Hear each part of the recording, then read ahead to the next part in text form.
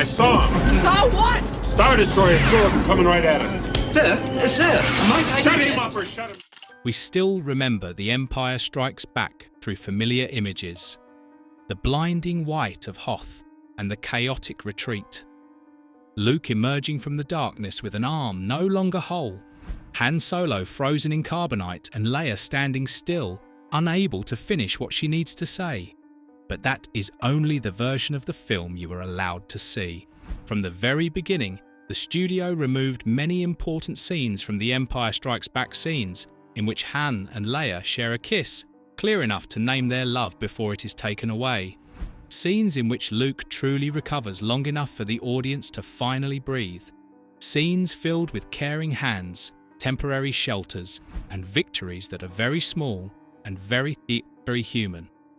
Below are 10 deleted scenes that will make you look at Star Wars Episode 5, The Empire Strikes Back, in a completely different way. 10.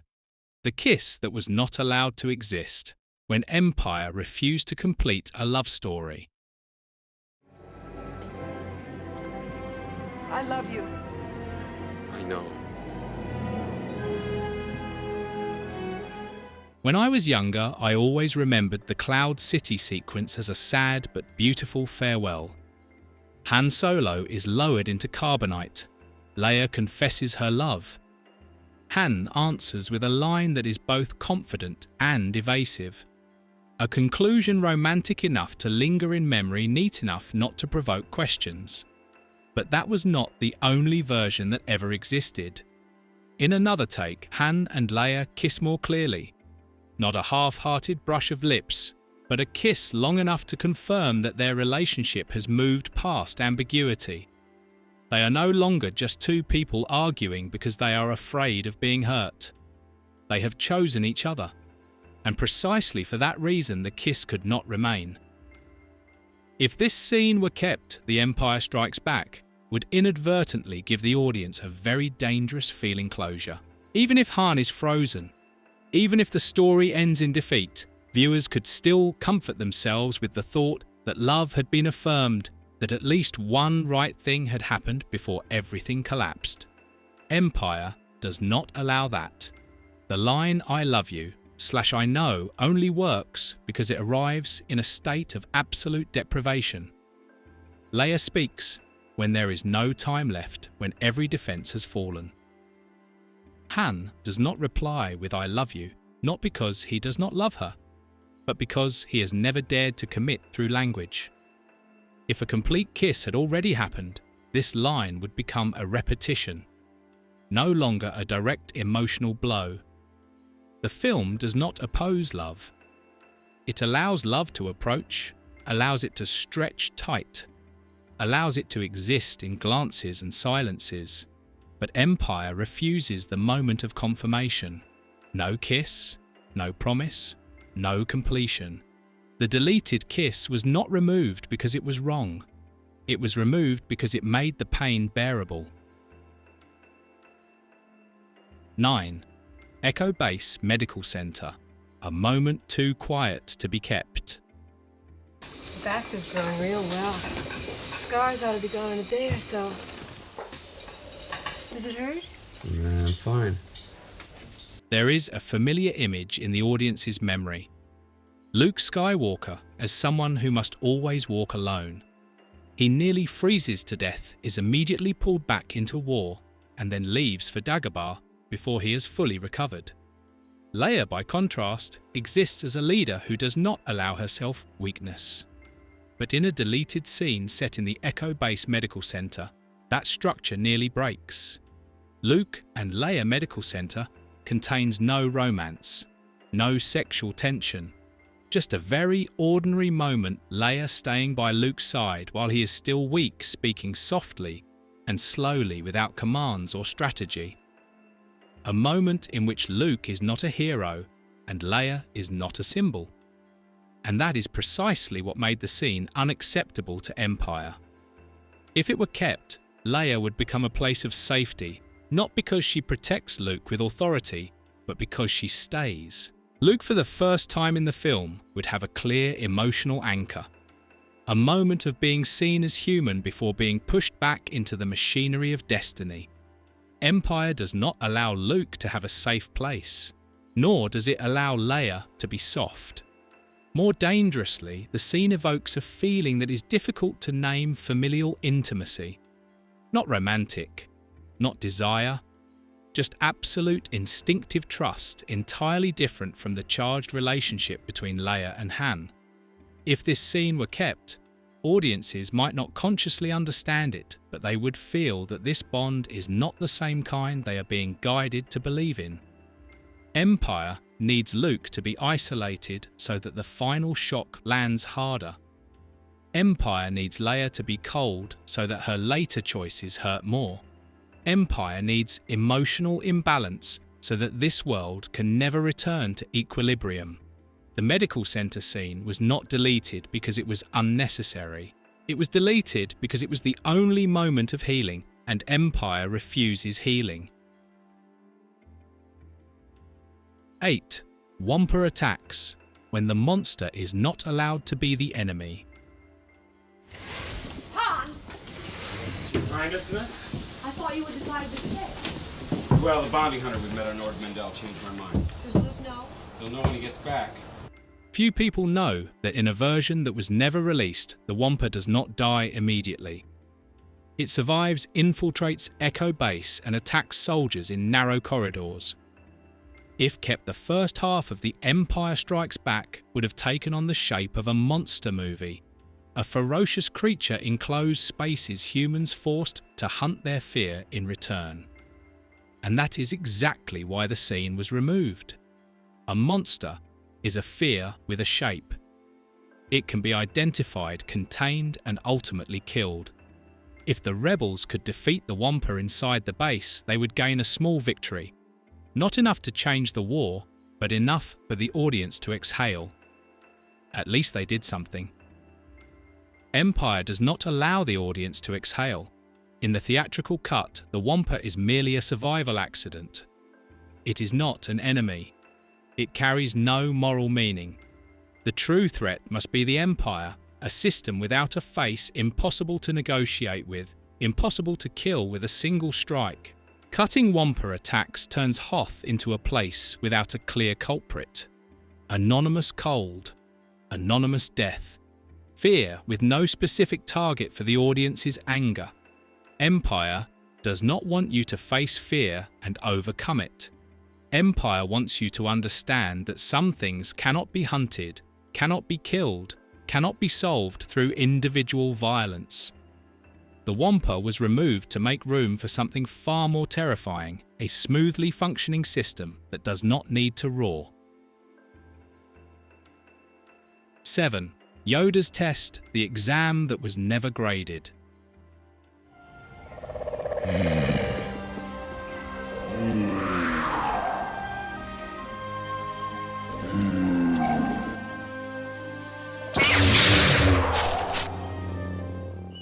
Do you remember Luke arriving on Dagobah with all the impatience of youth? He wants to learn the Force, to become stronger, to return to the fight. And Yoda keeps circling, mumbling, delaying, as if deliberately wasting his time. For a long time, I believed Yoda was testing Luke, that somewhere in his mind there was a clear exam that Luke was being graded and that he failed. But the truth is, this in the theatrical cut, no test is ever confirmed. In an early edit, there existed a scene called Yoda's test. In it, Yoda places Luke into a more explicit trial, not of combat, but of patience, of letting go, of accepting inaction. A real test, intentional, structured something that could be named as success or failure. And precisely because of that, it was removed. If kept, the Jedi would resemble an academy. The Force would resemble a curriculum. Luke would fail because he did not meet the requirements. The audience would be given a very comfortable explanation: he just isn't ready yet. Next time will be different. Empire does not allow that comfort to exist. In the film, we know Yoda never tells Luke he is wrong. He never says, "You failed." He does not even confirm that this was a test. He simply observes. Luke grows irritated. Luke grows impatient. Luke throws himself into action before understanding what he is facing. And that is what makes Luke's failure so deeply uncomfortable. He does not fail because he lacks strength. He does not fail because he lacks training. He fails because he cannot endure the state of not knowing because of the need to act even when he is not ready. 6. The moment of Luke's recovery that was not allowed to exist. Commander Skywalker has been ill and dormant shock, but is responding well to the Bacta. He is presently out of danger. Thank the Maker. When I think back on The Empire Strikes Back, I often find myself wondering, Luke Skywalker is injured again and again, yet he never truly seems to recover. He survives. He gets back up. He keeps going. But there is never a moment that shows he is actually okay. That is not accidental. In a longer cut, the scene of Luke lying in the Bacta tank lasts much longer. The rhythm slows down. Luke wakes gradually. There is time to breathe, time to realize that he almost died and that right now he is being cared for. It is a deeply human, deeply necessary scene, and for that reason, it was cut. If Luke's recovery were kept, Empire would inadvertently give the audience a dangerous feeling that things have temporarily passed. That Hoth was just an accident, that Luke has been patched up both physically and emotionally before stepping into the next stage of his journey. In the theatrical version, Luke moves almost directly from the brink of death to his next obligation. There is no pause, no healing, no sense of safety lasting long enough to be named. The audience is pulled along by that same rhythm, unable to breathe, unable to process. What matters is this: Luke is not just losing blood or strength, he is being called. The Force pulls him forward even when he is not ready. If there were a clear recovery scene, the journey to Dagobah would feel like a conscious choice. With that scene removed, Dagobah becomes a shove. Luke continues because there is no other option. Empire wants Luke to enter training while still unsteady. Luke may survive each ordeal, but he is never allowed to stabilize. That is not only Luke's fate, it is the emotional state Empire imposes on the audience from beginning to end. 5. The argument that was never allowed to be finished. Don't tell me about the rebellion again. Don't you think about anything else. I'm sorry, but you're as cold as this planet. And you think you're the one to apply some heat. I could, but I'm not really interested anymore. In the audience's memory, Han and Leia's relationship at Echo Base is remembered as a series of ironic clashes, arguments, verbal sparring, feelings hidden behind sharp lines. It is tense and playful enough for viewers to believe these two will eventually end up together, just not yet. However, in the deleted version, that argument is very different. Extended Echo Base argument is longer, more serious, and far less humorous. Leia is not just irritated, she is hurt. Han is not merely flippant, he is avoiding commitment. The lines in this scene are not about winning an exchange, they are about exposing the real fears of both people. If this scene were kept, Han and Leia would understand each other too early. Han would no longer be just a man running from debt, he would be someone afraid of attachment. Leia would no longer be simply a hardened leader. She would be someone who needs presence, not promises. The scene places them in a shared emotional space where both nearly articulate the most important truth: we are hurting each other because we are afraid of losing each other. And that is exactly why it cannot exist. Empire is not a film about misunderstandings being resolved. It is a film about things that are never said in time. If Han and Leia understood each other too early, their relationship would move into a stable state. The audience would believe that no matter what happens, these two are already on the same side. By cutting this scene, the film keeps Han more selfish than he needs to be, and Leia colder than is fair. But it is precisely that unfairness that makes the blow at Cloud City hurt so much more. Not because they did not love each other, but because they never understood each other well enough to say a final word. 4. When no one needs to be killed to take everything. I had no choice. They arrived right before you did. I'm sorry. I'm sorry, too.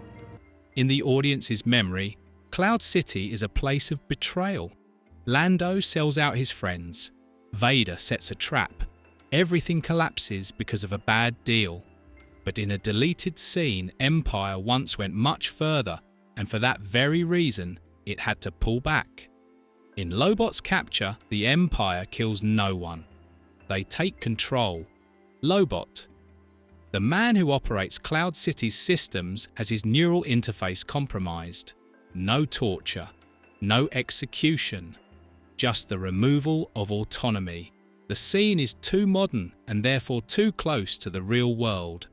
If kept, Cloud City would no longer be a city betrayed by one individual. It would become a society seized from within through technology, through control, through the takeover of those who stand behind the systems that make everything run. This completely changes the nature of evil in Empire. It is no longer direct violence. It is silent control, where people are not killed but absorbed into the machine. Empire understood that this scene would shatter the audience's last layer of comfort, because it states something far too clearly to take over a society. You do not need to kill its leaders. You only need to seize its systems. Lobot's capture was cut not because it lacked drama. It was cut because it made Empire uncomfortably close to reality, where the most effective power does not need to roar or execute. It only needs to flip a switch, and perhaps that was a truth a mainstream film was not allowed to say too plainly. 3. The shelter that was not allowed to exist when safe space is only an illusion. Explosion! Bang! Bang. There is a moment in The Empire Strikes Back that is easy to overlook. The Millennium Falcon hides inside an asteroid. The engines shut down. The pursuit falls silent. The film's rhythm slows for just a moment long enough for the audience to think they made it. In a deleted cut, that feeling lasts longer. Hiding in the asteroid allows Han Leia and Chewbacca to remain in the cave a bit more. There is additional everyday dialogue, more time to breathe, a feeling that is very dangerous to Empire, the feeling of shelter. Not victory, but a temporary calm in the middle of constant flight. And that is precisely why the scene cannot exist. Empire does not allow any kind of temporary home to appear mid-film. Not Echo Base, not Dagobah, not the asteroid, not Cloud City. Any place that appears neutral must be betrayed sooner or later. If this scene were kept, the Falcon would become a mobile nest. Han would no longer be merely a man improvising in desperation, but someone capable of creating temporary safety. Leia would have a moment to loosen her guard. In the theatrical cut, the asteroid is not a shelter. It is a mistake. A hiding place that seems safe but is actually a living creature. A perfect metaphor for Empire's world. The places that appear most harmless are often the ones that swallow you the fastest. Empire does not tell a story about finding safety. It tells a story about gradually losing faith that safety exists at all. And therefore, every shelter must be cut short before the audience has time to call it home. 2. The moment of care that was taken away when family is not allowed to form. Right, press the button off. Now back to him. Blast! Right, click. You stay here. At the end of The Empire Strikes Back, Luke loses many things: a hand, a belief, an image of the father he once vaguely imagined. But in a deleted scene, he almost did not lose everything. Leia tends to Luke shows Leia staying with Luke after he receives his mechanical hand. Not just a passing glance, not just a polite question, but real care, adjusting the device, speaking softly, staying long enough for the audience to realize that Luke is not entirely alone. And that is why the scene cannot exist. If it were kept, Empire would inadvertently give Luke an emotional harbor. After all the loss, he would have a moment of being held not by the Force, not by destiny, but by a specific human being. The audience would also be comforted. At least he still has family. More dangerously, the scene makes Leia into family. Not a lover, not a commander, but kin in the deepest sense of the word. No explanation needed, no future plot revelations required. Just the way she stays too right, too instinctive, too familiar. Empire needs this bond not to exist yet, not because it is wrong, but because it comes too early. If Leia becomes family at this moment, Luke's emotional shock would be softened. And Empire does not soften shocks. It lets them hang unresolved. The theatrical cut ends in silence. A ship, a distant galaxy, no extended moment of care, no promise of recovery. Luke stands there alive but never healed. 1. When evil is not punished, the real reason the Empire is terrifying. What is it, General? My lord, the fleet has moved out of Lightspeed. Comscan has detected an energy field protecting an area of the 6th planet of the Hoth system. The field is strong enough to deflect any bombardment. In most blockbusters, audiences are given at least a minimum comfort the villain is punished. Even if victory is incomplete, we still see evil pay a price. But The Empire Strikes Back once nearly broke that convention entirely, then deliberately pulled back. In an early cut, General Veers dies during the Battle of Hoth. An Imperial commander is taken out. A very by-the-book moment. And precisely because it follows the formula, it was removed. If Veers' death were kept, the rebels would gain a bright spot. Not enough to win the battle, but enough for the audience to feel that the Empire can be hurt. That competence does not protect evil, that some form of implicit justice is at work. Empire does not allow that feeling to exist. In the theatrical cut, Veers appears, carries out his mission with cold efficiency, and then disappears from the story. No punishment, no callback, no moral climax. This creates a deeply unsettling sensation. The Empire does not fail because of individuals. It functions well because people do their jobs well. This is what makes Empire more frightening than any other Star Wars film. Evil is not personified just so it can be destroyed. It exists as a system where competence is rewarded with continued existence, not with glory and not with punishment. Cutting the fate of General Veers is a cold statement. The audience is not allowed the comfort of justice. The rebels are not allowed a moral victory, and the Empire does not need to pay a price yet. And that is why, after the screen fades to black, what remains is not excitement, but a hollow space that is difficult to name. Looking back at all the deleted scenes from Star Wars Episode 5, The Empire Strikes Back, one thing becomes clear. Empire did not cut scenes to make the film tighter. It cut them to ensure that pain remained unresolved. What was removed was not action, but emotional consequence. Not climaxes, but the moments after the climax where audiences are usually allowed to breathe, to understand, to be comforted. Perhaps that is why The Empire Strikes Back continues to haunt audiences today. Not because of Darth Vader, not because of the historic twist, but because it refuses to do what mainstream cinema usually does so well: give the audience a sense of safety when leaving the theatre. Which deleted scene unsettles you the most, and why? Leave a comment below. And don't forget to hit like, share and subscribe to continue revisiting familiar films through perspectives rarely revealed.